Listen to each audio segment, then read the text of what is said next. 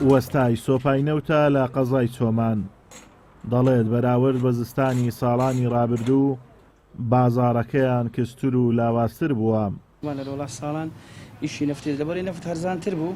سەید هادی هۆکاری کەمبوونەوەی بازاڕەکەی بۆ کەمتەرخەمی حکوومەت دەگەڕێنێتەوە. بەو پێی نەوتی سپی وەکو پێویست دابەش ناکات و هاوڵاتیانیش بە ناچاری ڕوویان کردوتە بەکارهێنانی سۆپایدار و بڕینەوەی داری کوێستانەکان.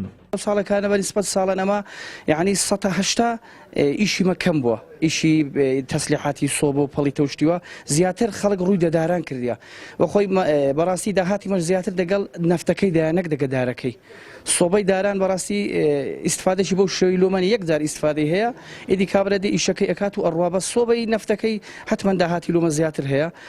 بەرمێت و لەسەر بەحری نەفتێ بی ئاویش نەبی بخۆیەوە دەبی ئاویشت ئاوێ خۆ ئەڵێ بچیەداران ئەدگرم نەفتێش نادەمێ مردن باشتر نییە بەخوای باشتر. گەرچی حکوومەت بەرمیلێک نەوتی دابەش کردووە بەڵام بەهۆی کەش و هەوای سەختی ناوچەکە ئەو چەند لیتر نەوتە بەشی دانیشتوانی شارەکە ناکات و بە ناچاری پەنا بۆ سۆپایدار و بڕینەوەی داری دارستانەکان دەبن. سەبەبی داخوازی سۆبەی داران ئەوەیە کە لە منتیقەی چۆمان منتیقەکی شاخاویە، منتیقەکی ساردا، منتیقەکی بەفراویە. سەبەبەکەی ئەوەیە کە نەوتیشمان نییە.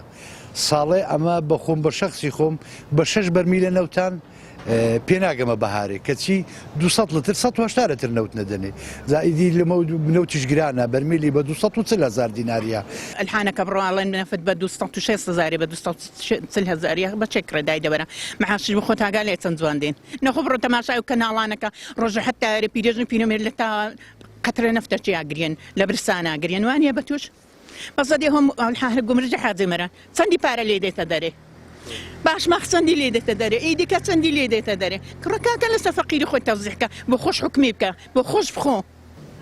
یاسین من ماڵە زانی ئەگەر دو سێ سۆوە باندانێ وەڵڵا پێویستی بە 5-6 هەیە پێویستی بە 2 ئەجاوە ئەگەرێتەوە خەڵکەکی لە ماڵێ زۆر و کومبیەوە. ساڵ لە دوای ساڵ گرفتی نەبوونی سوتەمەنی و گرانبوونی نرخەکەی لەسەر هاوڵاتیان زیاتر دەبێت. ئەم گرفتەش بۆ بێبەرنامەی حکوومەت دەگەڕێنرێتەوە کە خەمیان لە ژیان و گوزەرانی خەڵکی نەخواردووە و هاوڵاتیانیان کردۆتە قوربانی بەرژەوەندیەکانی خۆیان. ئازاد و مەراوەی کەناڵی ئاسمانی پەیام قەزای چۆمان.